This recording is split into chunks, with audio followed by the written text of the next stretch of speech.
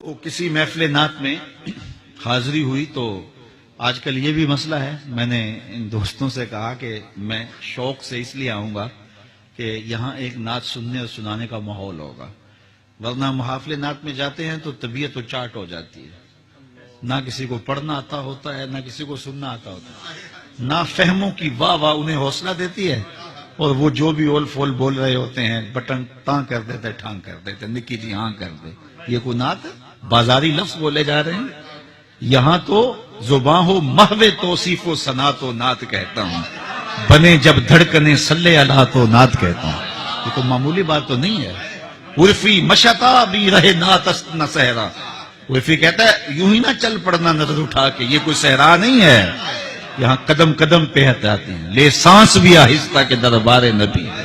تو بڑی نازک اور حساس بارگاہ ہے. یہاں تو لب کھولنے سے پہلے لفظ کھولنے پڑتے ہیں. اللہ اکبر. تو ایسا ہوتا ہے تو بعض کا تو ہوتا ہے سننے والے بھی سبحان اللہ پکار رہے ہوتے ہیں. ہے تو لطیفہ ہی، لیکن بات آگے اس سے بہت کچھ سمجھ میں آئے گا. آپ کے لاہور میں ایک بہت بڑی محفل نعت تھی، میں بھی بیٹھا تھا.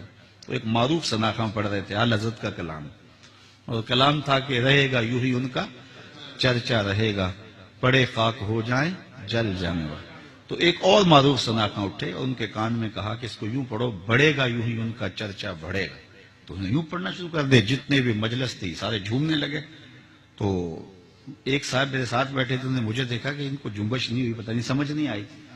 تو وہ میری طرف منہ کر کے کہنے لگے کہ مولانا کیسا ہے؟ میں نے کہا بندہ اعلی حضرت سے سیانا لگتا ہے. کہ اعلی حضرت نے کہا رہے گا یوں ہی ان کا چرچا رہے گا، اور اس نے کہہ دیا بڑھے گا. حالانکہ چرچا بڑھنا یہ اردو میں ہے ہی نہیں. اردو میں کوئی روزمرہ ہی نہیں ہے، کوئی محاورہ ہی نہیں ہے. چرچا ہونا، چرچا کرنا، چرچا رہنا، یہ تین ہی باتیں ہیں.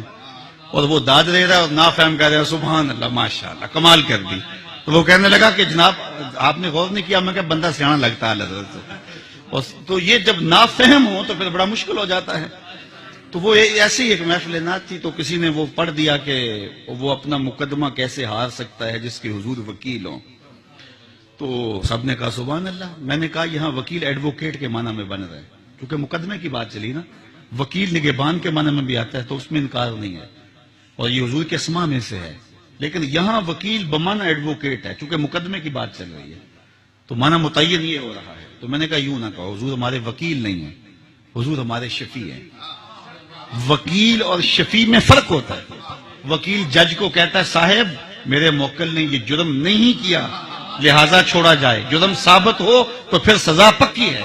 وکیل کہتا ہے میرے موکل نے یہ جرم نہیں کیا لہذا چھوڑا جائے. شفیع کہتا ہے سب کچھ کیا ہے، میرا آنا دیکھا جائے. حضور وکالت نہیں کریں گے، شفاعت کریں گے. حضور وکالت نہیں کریں گے. آپ نے ابھی تک ہمارا چینل سبسکرائب نہیں کیا تو ابھی سبسکرائب کریں، اور بیل آئیکن کو کلک کر کے ہماری لیٹسٹ ویڈیوز کے بارے میں